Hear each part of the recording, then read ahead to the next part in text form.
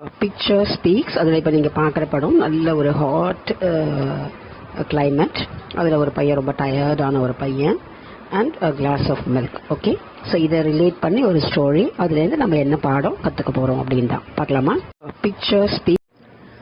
ஒரு அழகான மதிய நேரம், சரியான வெயில், ஆனால் பயங்கர வெயில் அடிக்குது.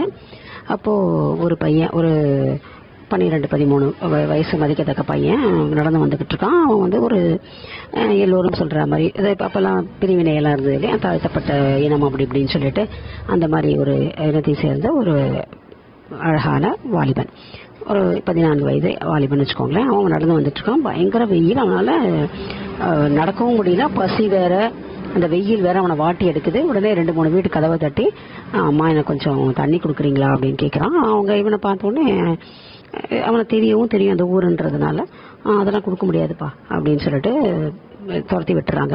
இவனுக்கா நாக்கு வறண்டு போகுது, ரொம்ப மனசே ஒரு மாதிரி கவலையாக இருக்குச்சு. என்ன எரிவா இப்படி, என்ன நான் என்ன இந்த குலம் அந்த குலம்னு பிறக்கணும்னு நினச்சி பிறக்கிறேன், ஏன் இப்படி மக்கள் இப்படி இருக்காங்க அப்படின்னு நினச்சிட்டு ஒரு வீட்டு கதவை தட்டுறோம். அங்கேருந்து ஒரு அழகான பெண்மணி, ஒரு இளவயது பெண்மணி வரா வெளியில் வந்துட்டு, என்ன தம்பி என்ன வேணும் அப்படின்னு கேட்குறா. இந்த மாதிரி, அம்மா நாக்கு வறண்டு போகுதுமா, ரொம்ப நாள் நடக்கவே முடியல, எல்லா வீட்லேயும் தண்ணி கேட்டேன், யாருமே கொடுக்கல அப்படின்னு சொல்லிட்டு. உடனே இருப்பா நான் கொண்டு வரேன் அப்படின்னு சொல்லிட்டு ஒரு டம்ளர் தண்ணியும் இன்னும் ஒரு பெரிய கிளாஸில் வந்து பாலும் கொண்டு வரா. அப்பா நீ முதல்ல தண்ணியை குடி, கொஞ்சம் உட்காரு, ஆசுவாசப்படுத்திக்கோ, பசியோடு இருக்க மாதிரி இருக்கு, அந்த தண்ணியை குடிச்சு கொஞ்சம் நேரம் கழிச்சு இந்த பாலையும் குடி அப்படின்னு சொல்கிறான். இல்லை பரவாயில்லம்மா எனக்கு தண்ணி போதும், இல்லை குடி அப்படின்னு சொல்கிறான். அவனை குடிச்சு முடிக்கிறான். முடிச்சோடனே ரொம்ப நன்றிம்மா, இதுக்கு என்னப்பா நன்றி அப்படின்னு சொல்கிறான். உடனே அவன் வந்துடுறான். வந்துட்டு அதுக்கப்புறம் அந்த இன்சிடெண்ட் அவளுக்கும் மறந்துடுது, இவனுக்கும் மறந்துடுது. ரொம்ப நாள் கழிச்சு ஒரு பெண்மணி, ரொம்ப வயதான பெண்மணி, நோய் நொடியில் ஹாஸ்பிட்டல் அட்மிட் ஆயிருக்கா.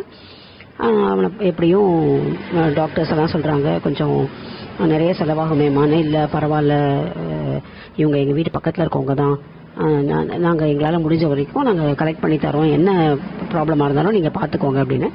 சரி நாங்கள் சீஃப் கிட்ட பேசுகிறோம் அப்படின்னா, சீஃப் கிட்ட போய் சொன்னோடனே சீஃப் வந்து இல்லை நீங்கள் ட்ரீட்மெண்ட் ஆரம்பிங்க அப்படின்னு சொல்லிட்டு அவரும் எல்லாம் முடிச்சிடறாரு. ஒரு 10 நாள் கழிச்சு அவன் நல்லா ஆயிடுறான்.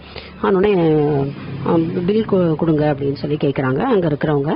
அந்த பெண்மணியும் சொல்கிறா, ஐயோ நிறைய ஆயிருக்கும் போல இருக்கு தம்பி, உன்னை பார்த்தா ரொம்ப நல்ல பையனாக இருக்க, நான் ஒரு பைசா கட்டாமல் நீ பண்ணியிருக்க, பில் மட்டும் சொல்லிடு, நான் இருக்கிற ஒரு நிலமும் ஒரு வீடு இருக்குது, அதை விற்றுட்டு நான் வந்து பணம் கட்டிடுறேன், நான் அதை ஏற்பாடு பண்ண சொல்லியிருக்கேன், பில் மட்டும் எவ்வளோன்னு சொல்லு அப்படின்னோடனே, ஆமாம் ஒரு பில் தானே.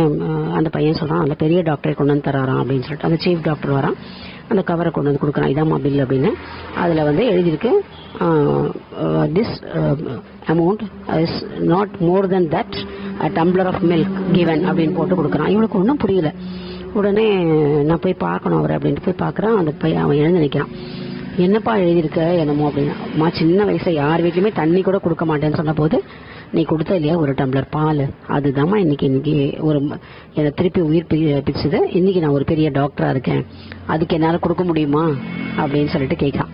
ஸோ ஒரு என்னென்று கொன்றார்க்கும் உய்வுண்டாம் உய்வில்லை, செய் நன்றி கொன்ற மகருக்கு அப்படின்னு ஒரு குரல் படிச்சிருக்கோம் இல்லையா.